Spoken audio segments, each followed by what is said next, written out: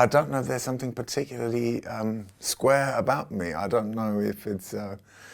I think it's purely coincidental, but it is true. I've thought about this myself. That we've gone from the square 2 dimensions and now to the sort of same shape but in 3 dimensions. I don't think there's any explanation behind it like that, but there's one thing that I actually do think is interesting, and that is that next to this art installation that is the square in the movie The Square, there is this small sign next to it saying that this is a sanctuary. This is a place where you can come and you can reach out to other people, you can meet, you can ask for help, and this is a space where we should be treated equally and with equal rights. And that is almost exactly what the architect put in the text when he submitted his bid in 1982, because he said this is a place for people to meet, to have a discussion about their views, their political views, their religions, their cultures.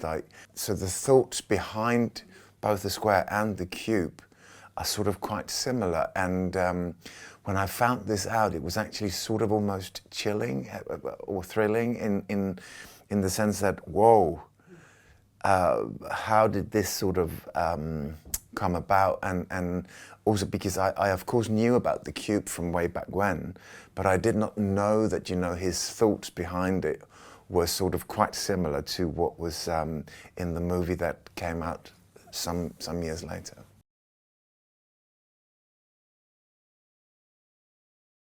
Well, I feel this is perfect because I'm Danish and I'm a Dane in the movie, speak Danish, and then I speak a lot of French, which is a language that I actually do not speak, but I put in a lot of work to get on top of it.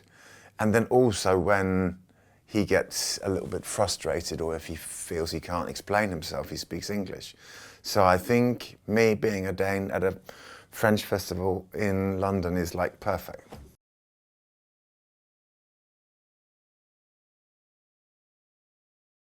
Well, I think it's not just in French, but it would be any language that I do not feel free or comfortable in. Obviously this language and my own language, Danish, I feel that I can move freely, and that is not the case in French.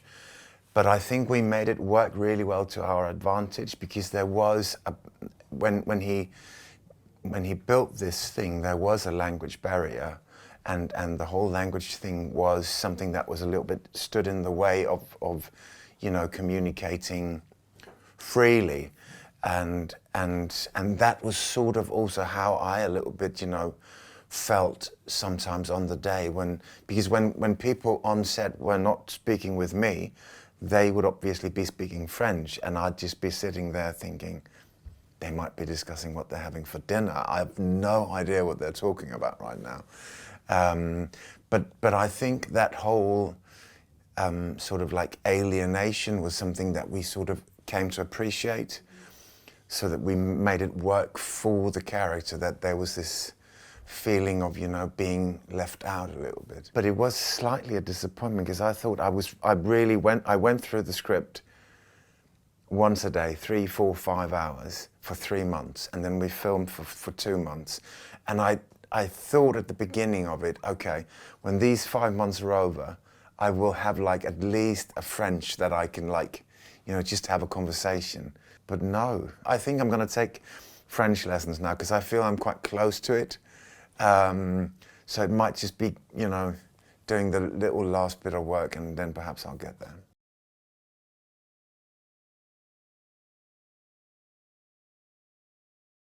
What I always, as an actor, try to look for in a character is something that I can relate to, something that is true within me, resonates in my body, because I feel that is my way of bringing some truth to the character, and then I feel that it will be easier for an audience to relate to this person if this is actually founded and embodied in me.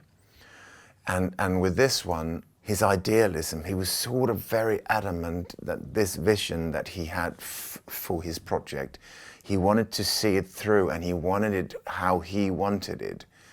And that kind of, you know, being very sort of like dead set on doing something your way is definitely something I can recognize in myself. I think that is probably what we always do when we go into a project. We really want it to be a 10 out of 10, right?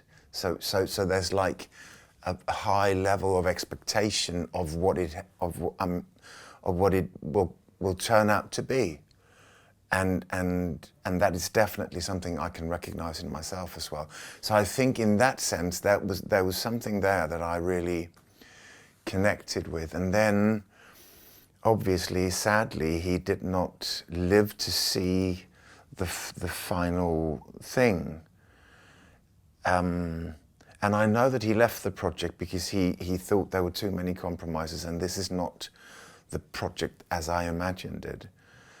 But I remember standing in front of it and seeing it and feeling actually quite sad that he did not get to experience what it is, because I think on so many levels it's become something amazing. And you know, I've been there and I've sat on those stairs with my lunch and seen a lot of other people sit there.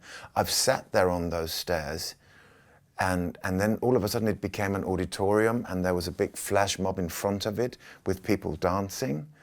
So, and then it's just an incredible space just to be in. So I think a lot of the things that he wanted it to be have actually come true. I just would have liked him to sort of experience that. I think that is kind of sad. The French film industry is such it's a very proud one, isn't it? And so many amazing movies have come out of France. And could this movie sort of like be a way to sort of slip in there? For me, that'd be amazing, because I really loved, I mean, and also what I really admire in your country is that you people, you really go to the cinema in a way. I mean, people go to the cinema all over the world, but it's really something special in France. It's always been that, you know, with movies that I've made, I've always been like, so the movie's going to come out in this and this and this country, and then in France and on 400 screens. I was like, what? Because there's really a tradition of going to the cinema there, and I really love that. So please keep that going.